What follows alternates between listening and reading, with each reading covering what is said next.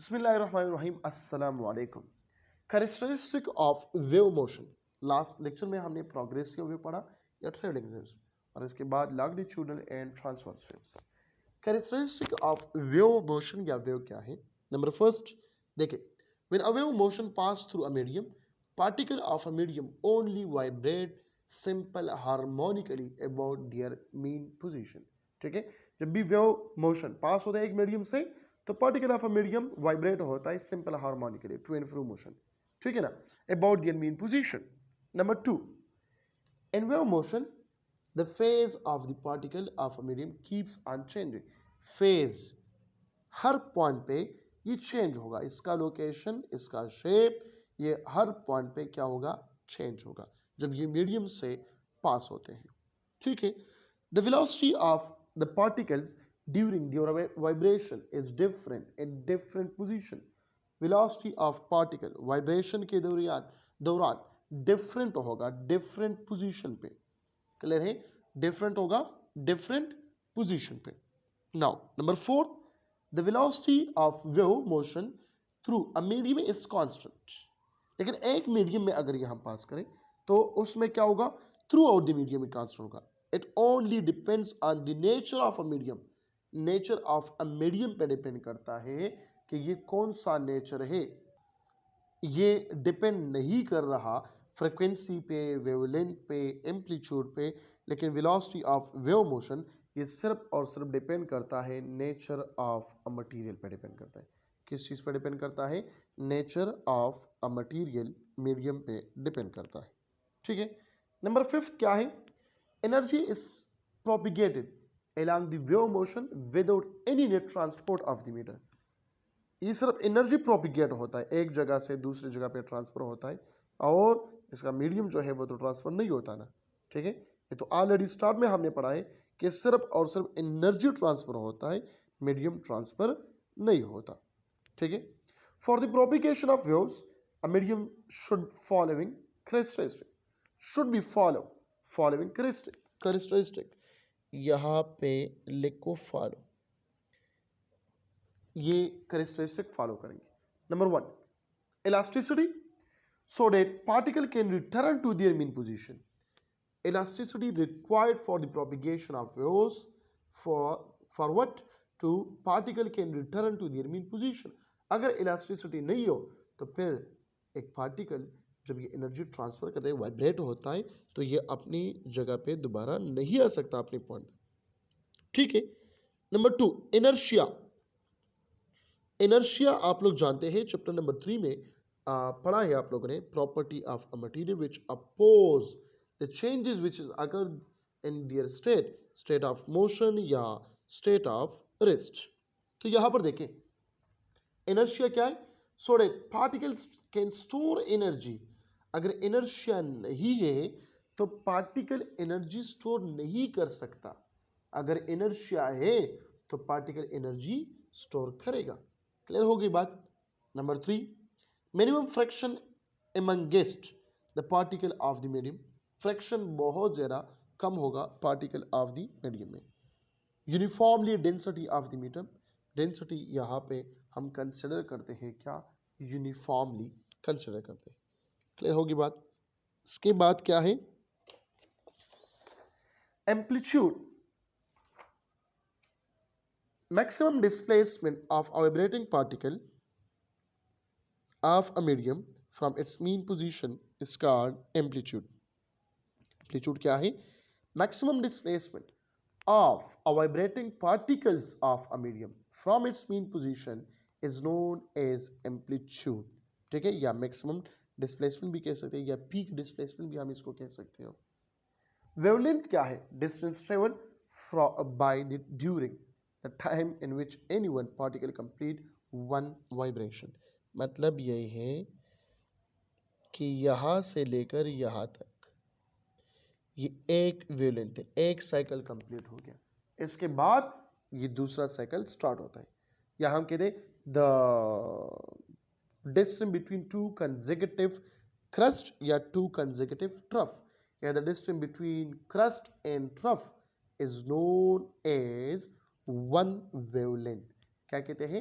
One wavelength कहते हैं। और वेवलेंथ का जो यूनिट है वो क्या होगा, इसको हम डिस्टेंस मानते हैं। जब डिस्टेंस मानते हैं तो फिर क्या होगा, मीटर होगा, और इसका डायमेंशन क्या होगा, एल होगा। क्लियर होगी बात। नाउ फ्रीक्वेंसी क्या है, number of vibration per unit time period is known as frequency. ठीक है, n is equal to f is equal to n divided by t। ऐसा यूनिट क्या है, वो है हर्ट्स। ठीक है, ये हम लिखते हैं h इंटू जेड से, या हम कहते हैं साइकिल पर सेकंड लिखते हैं, साइकिल पर सेकंड लिखते हैं। क्लियर होगी बात। CPS साइकिल पर सेकंड। ठीक है, इसके बाद है टाइम पीरियड। अच्छा, डायमेंशन क्या होगा इस फ्रीक्वेंसी का, वो होगा t⁻⁻1। देखो बेटा इसके साथ लिखो, ठीक है ना, क्या लिखो, डायमेंशन लिखो। डायमेंशन क्या है, t⁻⁻1 है। Number 4, time period. The time required to complete one vibration is known as time period, या अक्सर हम लिखते हैं कि the inverse of frequency is known as time period. अगर नंबर ऑफ वाइब्रेशन क्या हो, 1 हो, तो फिर हम लिखते हैं कि the inverse of frequency is called time period. Wave pulse किसे कहते हैं, अक्सर आप लोग ने पढ़ा है wave pulse, wave pulse, pulse पढ़ा है। तो वेव पल्स क्या है, it is a short wave produce in a medium when the disturbance occur for a short time. Short time के लिए जब डिस्टर्बेंस आते हैं एक मीडियम में, इसको हम कहते हैं इम्पल्स कहते हैं। क्या कहते हैं, इम्पल्स कहते हैं। नंबर 6, वेव ट्रेन किसे कहते हैं, A series of wave pulses is called wave train। एक सीरीज है, जिस तरह आप लोग देखते हैं ये एक सीरीज है, तो series of a wave train, a wave pulse is known as wave train. इसको हम वेव ट्रेन कहते हैं। हार्मोनिक वेव किसे कहते हैं, इफ अ ट्रेवलिंग वेव्स, मतलब ट्रांसवर्स की बात हो रही है। ठीक है, if a travelling waves n is a sine or cos function of x plus minus pi, the wave is said to be harmonic। Harmonic का मतलब अगर वेव इस की तरह हो, सपोज करें मैं लेता हूं s इज इक्वल टू, क्या लिखूं, V I cos omega T, suppose करें, ठीक है ना, या मैं लिखूं z is equal to V I sine omega T या साइन थीटा।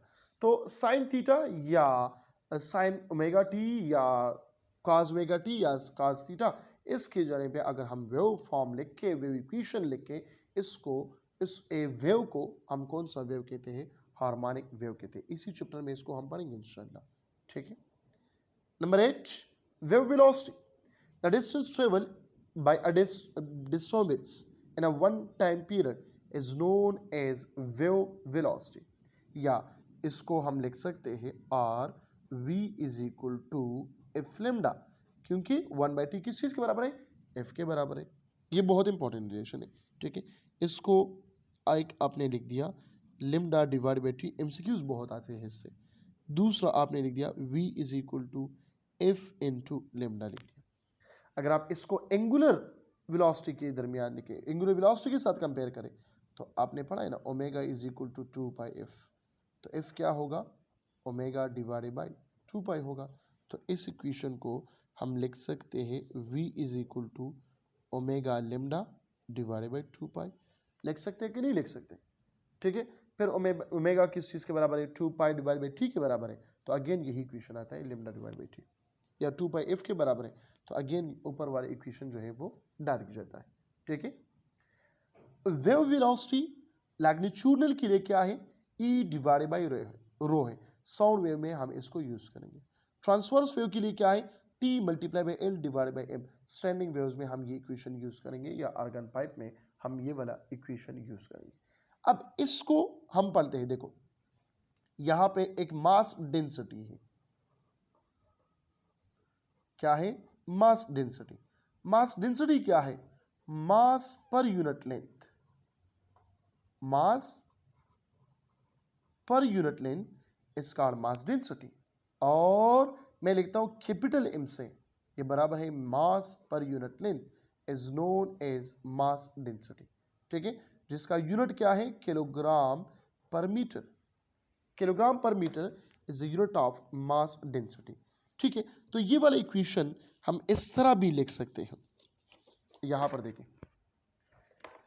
लास्ट इक्वेशन क्या था, T multiply by L divided by M, small m था, हाँ जी, is equal to V under root, ये इक्वेशन था। इसको हम लिखते हैं V is equal to T multiply by, दोबारा से मैं यहां पे लिखता हूं, ये L नीचे आता है तो क्या होगा, V is equal to T divided by M divided by L into whole under root. तो M डिवाइड बाय L क्या है, ये कैपिटल M है, तो ये क्या होगा, V is equal to T divided by capital M। तो कैपिटल M क्या शो कर रहा है, मास डेंसिटी शो कर रहा है। क्या शो कर रहा है, मास डेंसिटी शो कर रहा है। क्लियर हो गई बात कि नहीं? अच्छा जी, अगर इस चीज को हम इन टर्म ऑफ एरिया पढ़ें, फिर इन term of radius and diameter, क्योंकि यहां पर लेंथ है, अगर ये जो ट्रांसवर्स वेव का इक्वेशन है, इसको हम इन टर्म ऑफ एरिया पढ़ें, क्योंकि ये कैपिटल T क्या शो करे, tension of the string, L क्या शो करे, length of the string, M क्या शो करे, मास ऑफ द स्ट्रिंग। तो इन टर्म ऑफ एरिया क्या होगा, हमें पता है density is equal to mass per unit volume. तो स्मॉल m बराबर होगा डेंसिटी मल्टीप्लाई बाय V। अब वॉल्यूम किस चीज के बराबर है, एरिया मल्टीप्लाई बाय लेंथ के बराबर है कि नहीं है? तो पुट करें यहां पर m is equal to rho A L, rho A L. इसको नाम दे रहे इक्वेशन नंबर 2, इसको नाम दे रहे equation number 1। Equation 1 implies that क्या होगा, m is sorry v is equal to under root t multiply by l divided by rho A L. तो क्या हो जाएगा, ये l के साथ खत्म हो जाएगा। जब खत्म हो गया तो v for transverse wave in term of area ये बराबर है rho into A whole under root. v is equal to t divide by rho A into whole under root, ये हो गया इन टर्म ऑफ एरिया हो गया। इन टर्म ऑफ रेडियस क्या होगा, इन टर्म ऑफ रेडियस यहां पर लिखो इन टर्म ऑफ रेडियस, तो क्या होगा, एरिया आपको पता है पाई आर स्क्वायर के बराबर है, तो इसमें पुट करें v is equal to t divided by rho pi R square whole under root, या अगर आर स्क्वायर बाहर निकालना चाहते हो तो फिर क्या होगा, v is equal to t divided by rho pi whole under root, और यहां पे होगा 1 डिवाइडेड बाय r होगा, क्या होगा 1 divided by r multiply by t divided by rho into pi. ये हो गया इन टर्म ऑफ रेडियस। अगर इन टर्म ऑफ डायमीटर यहां पे लिखना चाहते हो तो क्या लिखो, इन टर्म ऑफ डायमीटर। तो आपने पढ़ा है रेडियस किस चीज के बराबर है, d डिवाइड बाय 2 के बराबर है, तो यहां पे वैल्यू पुट करें v is equal to 2 divided by d multiply by t divided by rho into pi. ये सिर्फ आप लोगों के एमसीक्यूज के लिए मैंने इसको फर्दर जो है क्या किया, एक्सप्लेन किया कि इसको इन टर्म ऑफ एरिया, रेडियस और डायमीटर किस तरह लिखना है। क्लियर हो गया? क्योंकि स्ट्रिंग का एरिया भी है, स्ट्रिंग का रेडियस भी होता है, स्ट्रिंग का डायमीटर भी होता है। ठीक है, इस वजह से मैंने यहाँ पे एक्सप्लेन कर दिया। नाउ नेक्स्ट क्या है, नंबर 9 कैरेक्टरिस्टिक, वो कौन सा है देखते हैं। वो है वेव नंबर। वेव नंबर किसे कहते हैं, प्रोपिगेशन कांस्टेंट भी इसको हम कहते हैं। number of waves pass through number of waves per unit length is called number wave. Number of waves per unit length is called wave number या propagation constant के बराबर है 2 पाई डिवाइड बाय लैम्डा। क्योंकि 2 पाई क्या होता है, 2 pi radian, एक complete circle में एंगल कितना बनता है, 2 पाई रेडियन बनता है। ठीक है, या रिवोल्यूशन पर लैम्डा भी लिख सकते हो, 1 रिवोल्यूशन या 1 डिवाइडेड बाय पाई रिवोल्यूशन, जबरदस्त इक्वेशन आ गया। मतलब इसको हम लिख सकते हैं 1 divided by lambda into revolution, क्योंकि 2 पाई रेडियन में कितने रिवोल्यूशन होते हैं? एक रिवोल्यूशन होते हैं। तो 1 ओवर वेवलेंथ भी लिख सकते हो, आपकी मर्जी है, जो लिखना है लिखो। ठीक है ना। तो ये प्रोपिगेशन कांस्टेंट है। ठीक है, यूनिट क्या होगा? 1 ओवर वेवलेंथ है तो मीटर पावर -1 होगा, मीटर पावर -1 होगा। क्लियर होगी बात? डायमेंशन क्या होगा?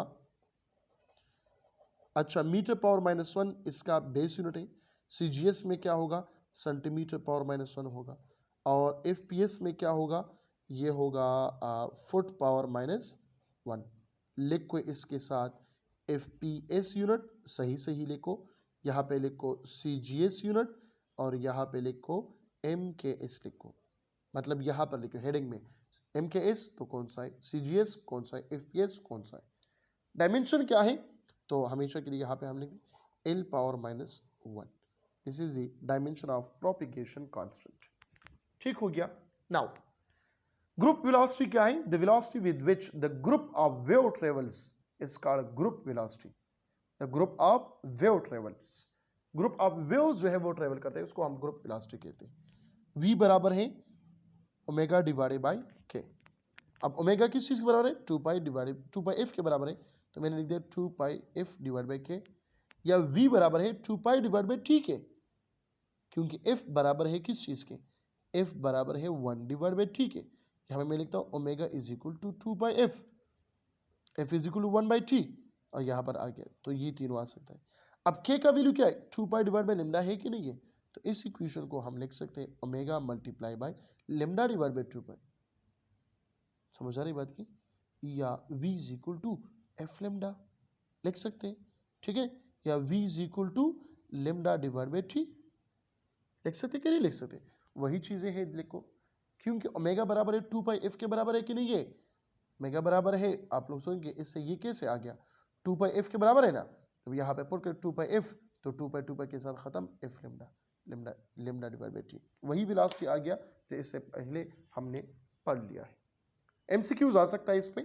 नंबर ऑफ वेव्स पर सेकंड, ये फ्रीक्वेंसी देता है, लेकिन नंबर ऑफ वेव्स पर मीटर ये क्या देता है? प्रोपिगेशन कांस्टेंट देता है। इसमें फर्क देखें। Mass per unit volume, volume density, mass per unit length, मास डेंसिटी। ठीक है, तो ये कुछ एमसीक्यूज है, ये इसके साथ नोट करें। मिलते हैं नेक्स्ट लेक्चर में। अपना बहुत सारा ख्याल रखेगा। अगर मैं देखता हूँ इसके बाद है कुछ ना कुछ कैरेक्टरिस्टिक या नहीं है, फिर मिलेंगे एक और लेक्चर में। हाँ जी, देखो ना, number 11, the quantity which express at any instant the displacement of particle in its direction of motion is called phase of the particles। phase, यहाँ पे पार्टिकल डाउनवर्ड आ रहा है, यहाँ पे पार्टिकल अपवर्ड आ रहा है। फेज असल में एक एंगल होता है which show the direction of motion, which show the location of the particles। ठीक है, intensity of wave number last characteristic है, वो क्या है? The average amount of energy flow in a medium per unit time per unit area is known as intensity of wave. या इसका simple definition भी आप लोग लिख सकते हो कि पावर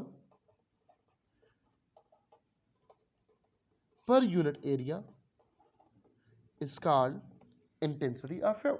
देखो, I इज इक्वल टू energy per unit area per unit time. तो एनर्जी पर यूनिट टाइम क्या है? पावर है कि नहीं है? So power per unit area is known as intensity. अब आपने चैप्टर नंबर 7 में ये पढ़ा है energy for simple harmonic motion, ये बराबर है 1/2 m omega square x naught square. तो यहाँ पे अगर हम लिखें तो फिर क्या देगा? 1/2 m omega square x naught square divided by area multiply by t। इससे असल में एक एमसीक्यू पॉइंट निकालना चाहता हूं, इसलिए मैंने कंपैरिजन किया। I डायरेक्टली प्रोपोर्शनल है ओमेगा स्क्वायर के साथ। ठीक है, अगर x नॉट क्या हो? कांस्टेंट हो और एरिया कांस्टेंट हो।